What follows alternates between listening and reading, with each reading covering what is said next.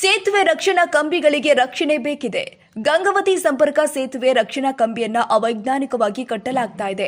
ತುಂಗಭದ್ರಾ ಜಲಾಶಯದಿಂದ ನೀರು ಹರಿದು ಬಂದ ರಭಸಕ್ಕೆ ಕಂಪ್ಲಿ ಗಂಗಾವತಿ ಸೇತುವೆ ರಕ್ಷಣಾ ಕಂಬಿಗಳು ಮುರಿದಿದೆ.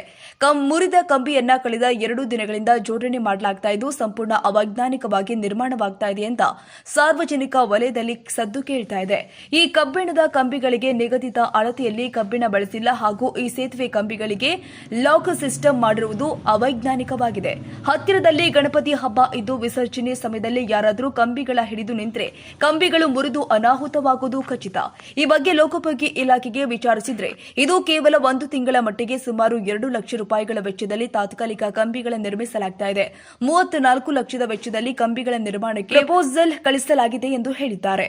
ಇನ್ನು ಲೋಕೋಪಯೋಗಿ ಇಲಾಖೆ ಹಾಗೂ ಸ್ಥಳೀಯ ಅಧಿಕಾರಿಗಳು ತಕ್ಷಣ ಈ ಕಾಮಗಾರಿಯನ್ನು ನಿಲ್ಲಿಸಿ ಮೊದಲ ರೀತಿಯಲ್ಲಿ ಅಥವಾ ಭವಿಷ್ಯದಲ್ಲೂ ಕೂಡ ಉಪಯೋಗಕ್ಕೆ ಬರುವಂತಹ ಯೋಜನೆಯಲ್ಲಿ ಈ ಕಾಮಗಾರಿ ಮಾಡುವುದು ಉತ್ತಮ ಎಂಬುದು ನಮ್ಮ ಒತ್ತಾಯ ಕೂಡ ಹೌದು.